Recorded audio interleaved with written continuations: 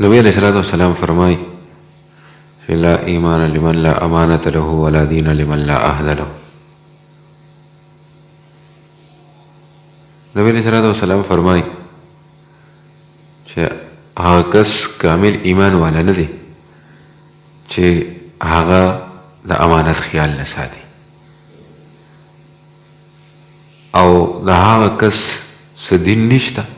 چې د هغه وعده خلافی کوي، وعده کوي او بیا یې ماتوي، وعده کوي او ماتوي، دا غاړو څه دین نشته. ما تاسو په دغه دواړو خبرو سوچ وکړو چې ما کې دغه صفت څومره دی او د دې برعکس زه د هغې خلاف څومره کوم. اوس نبی علیه الصلاة والسلام اکثر محدثین حضرات فرمایي چې په دې کې څه قید نشته چې د چا د هر نفس اوس د ټولو نه لومبني چې کوم دی ما تاسو وګورو چې لومبني الله رب العزت ما تاسو له زندګي راکړې ده، نه نفس یې راکړی دی. نو په دغې کې وګورم چې که زه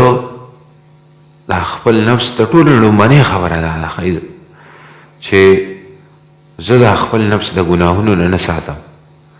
د الله رب العزت نافرمانی پې کوم، نو یقینا چې دغه ګناه کې زه راځم، دغه ګناه کې زه شامل یم،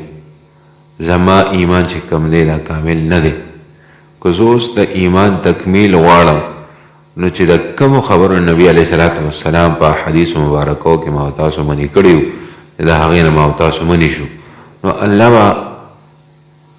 د هغې نه بعد به زما ایمان چې کوم دی تکمیل ته رسي، زه به اعلی کامل مؤمن جوړېږم، کامل مسلمان به جوړېږم.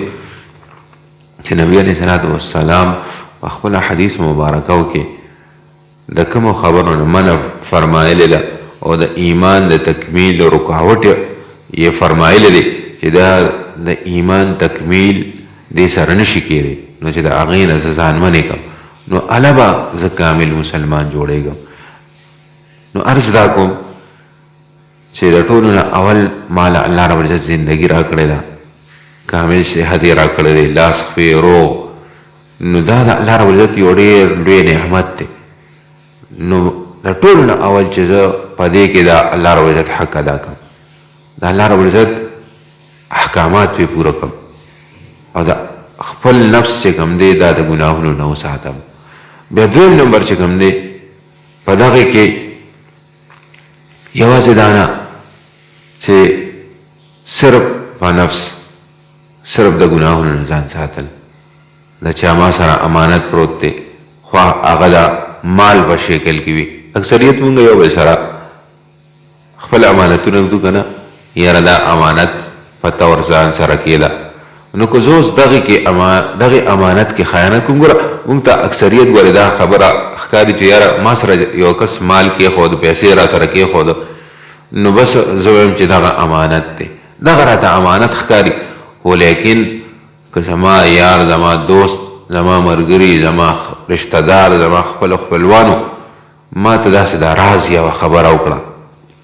چې یاره ګورې دا تا سره امانت ته، نو بیا ما ته ګورې هغه امانت نه ښکاري، بیا په هغې کې خیانت چې کوم دی دا بس ما او تاسو ته بس ډېر زیات اسان دی، بس یاره بس کله چا ته وایه کار چا نه، یوازې صرف په مال کې خیانت نه، په خبرو کې خیانت، دغه شان دی د چا راز پاش کول، د چا خبرې که نه، او یا داسې نور امور شي که نه، نور څیزونه شي په هغې کې خیانت چې کوم دی دا هم جایز نه دی. دې سره بله خبره محدثین حضرات لیکي څنګه د بل په مال کې خیانت جایز نه دی که نه، داسې په خپل مال کې خیانت جایز نه دی. اوس یو سړی به دا ذهن کې به دا سوال راځي که نه چې خپل مال کې به خیانت یو سړی څنګه کوي، دا خو زما مال دی، لکه نن سبا چې موږ څنګه وایو که نه بس زما مال دی چې زه کوم ځای کې لګوم، نه په خپل مال کې خیانت دا دی چې دا د ګناهونو په ځای کې استعمال کړي، ګناه لپاره استعمال کړي. نو د ګناه په ځای کې خپل مال استعمالول چې کوم دی دا د مال خیانت دی. او د ټولو نه غټه خبره په دې حدیث کې محدثین حضرات لیکي هغه دا ده چې په خپل اهل او عیال کې خیانت نه کول. اوس دا اهل او عیال خیانت څه دی؟ نو دا اهل او عیال خیانت دا دی کنه چې یو سړی د هغې د دین فکر ونه کړي. یاره بس بچي دی لویږي به چې څه وکړه بس ښې وکړه، نه د هغې چې څنګه ګوره مونږ د ضروریاتو هم لحاظ ساتل. یاره زما دا بچی چې کوم دی دا د 7 کالو شو، د نبي علیه صلات وسلام څه ارشاد مبارک دی، اوس یې مونځ ته روان دی که مونځ پې شروع که. دغه فکر ما سره نشته، خو لیکن چې د 5 کالو شي نو دا فکر را سره شته چې اوس خو د 5 کالو شو سکول ته بوتلل غواړي، ځکه چې بس بیا خو که په 5 کالو کې مې داخل نه که نو بیا به هغه دغه 14مه پورې ما سوچ کړي چې یاره 14م به بیا په پلانکي کال کې کوي، په دونه ایج کې به وشي، دومره عمر کې به وشي، نو بیا به د نوکرۍ سره حساب کتاب یا د ټول ژوند دغه مې حساب کتاب مې لګولي. خو لیکن دا راته یاد نه چې دلته نبي علیه صلات وسلام فرمایي چې کله ستا بچې د 7 کالو شي مونځ ته ودراوه، او چې کله د 10 کالو شي نو بیا هغه په زوره باندې مونځ ته لېږه، په سختۍ سره ورته وایه. دغه ما ته پته نشته. نو عرض دا کوم چې په اهل او عیال کې خیانت نه کول دا د الله رب العزت ما سره امانت دی. ګوره زه د دې مالک نه یم، ښه مونږ د خپلو بچو داسې ښکاري، د خپل بچي مونږ ته داسې ښکاري چې لکه زه یې مالک یم، نه دا خو د الله رب العزت امانت دی ما سره چې کله یم الله رب العزت وغواړي زما نه اخیستی شي. ما او تاسو ګوره چې چرې د پلار نه د زوی باره کې پوښتنه نه کوي چې یاره ستا نه دا زوی وساخلم دا د ټیم پوره شو، د زوی نه د پلار باره کې پوښتنه نه کوي چې یاره ستا د پلار چې کوم دی دا ستا نه وساخلم. نه دا د الله رب العزت امانت دی چې څنګه امانت چا سره پروت وي او د هغه کله مړو غواړي چا سره امانت پروت یاره زما هغه امانت په کار دی ماله واپس را واخلي دي. د دنیا خدا حساب کتاب دی غواړي به ترې واپس، والله رب العزت خو غوښتنه نه کوي که نه بس واپس یې واخلي. دا د الله رب العزت امانت دی ما او تاسو سره. نو چې د دې د دین فکر وکړو همیشتن چې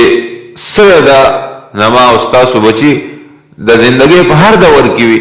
چې ما او تاسو ته دا علم وي چې یاره دې ټایم کې د نبي علیه صلات وسلام څه ارشاد دی، دې ټایم کې دته د الله رب العزت کوم حکم متوجه دی او په کومه طریقه باندې او په د باندې دا پوره کوم. دلته نبی علیه صلات وسلام ارشادات ته قتل دي. صحیح ده چې هر یو خبره دا نبی علیه صلات وسلام په طریقه باندې وشي د هغې ثمرات هم ډېر وي او د هغې ثواب هم سیوا وي. ما او تاسو ته د الله رب العزت په دغې خبرو عمل کول اسان کړي چې ما او تاسو د خپل اهل و عیالو د خپل مال د بل د امانت د هغې فکر وکړو او په هغې کې رانه الله رب العزت دې داسې ونکړي چې په هغې کې ما او تاسو خیانت وکړو. الله رب العزت ما او تاسو د دغې خبرو نه وساتي چې په هغې کې ما او تاسو خیانت وکړو، د چا په مال کې، د چا په خبرو کې، د چا په نورو امورو کې، دغه شانتې په خپل مال کې، په خپل اهل و عیال کې الله رب العزت ما او تاسو د دغې ګناه نه وساتي. واخر دعوانا الحمد.